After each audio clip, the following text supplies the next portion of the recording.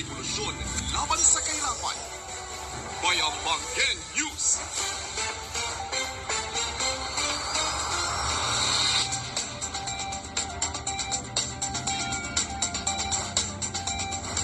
Magandang Monday morning, Bayambang. Ako po si Jeremy TV Elgin.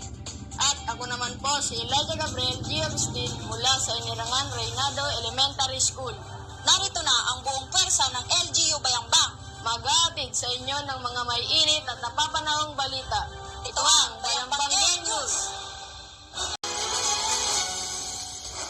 PNP Bayambang, may bagong OIC Chief.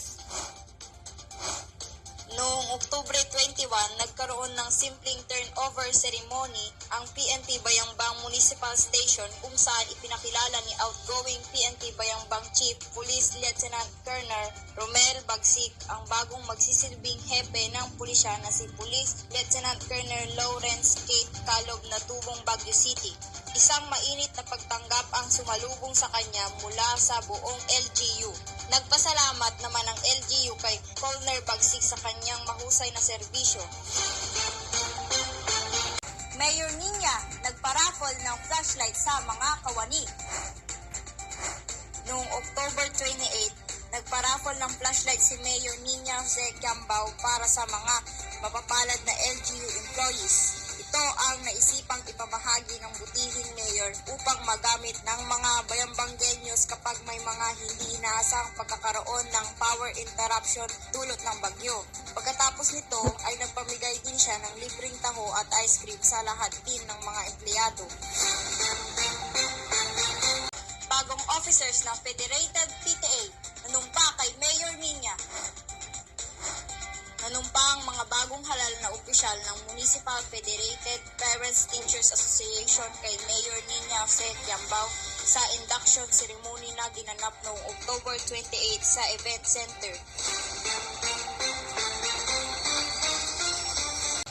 ALS teachers nakatanggap ng school supplies. Ang LGU ay nagbigay ng school supplies sa mga alternative learning system teachers sa Bayambang. Kabilang sa mga ipinamahagi ang 375 yellow pad paper, 375 notebooks, 63 pencils, 32 ball pens, 25 reams of coupon band, 375 plastic envelopes at 375 pencil sharpeners. Ang donasyon ay nagkakahalaga ng 73,990 pesos at ang pondo ay nagmula sa Special Education Fund. Mga chikiting, muling nagtagisan sa Halloween Costume Contest. Muling nagpatalbugan ang mga anak at apo ng LGU employees sa Halloween Costume Contest 2024 na ginanap noong October 29. Ang mga chikiting ay rumampa sa entablado ng event center suot ang kani-kanilang Halloween costume. Itinanghal na grand winner si RJ Maeve Matelma Orpilla, first runner-up si Candy Lay Valera, second runner-up si Ivan Zephyr Romero, at third runner-up si Ezekiel Josh Fama. Ang mga nagwagi ay nakatanggap ng iba't ibang papremyo mula kay Mayor Nina. Matapos ang contest, sila ay lumibot sa iba't ibang opisina para makipag-trick or treat. TODA officers naglakbay aral sa San Fernando City. Ang mga Federation officers ng TODA o Tricycle Operators and Drivers Association ng Bayambang ay nag-benchmarking sa San Fernando City, La Union noong October 22.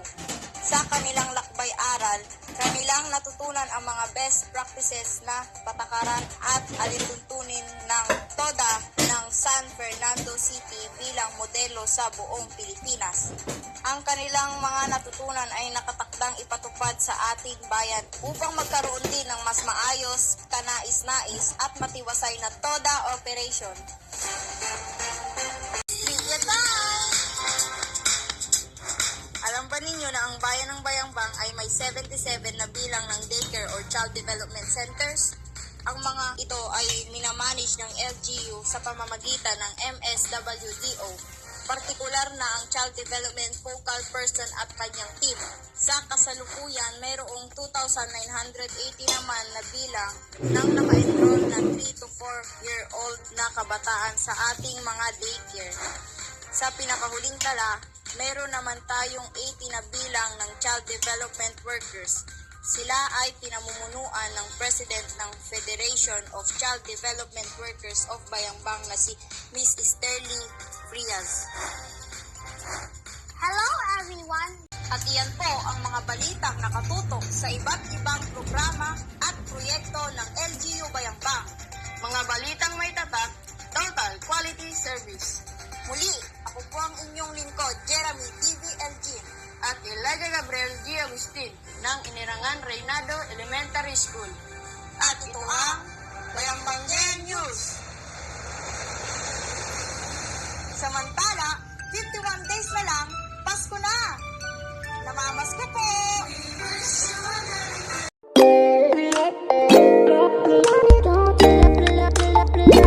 Where the love goes.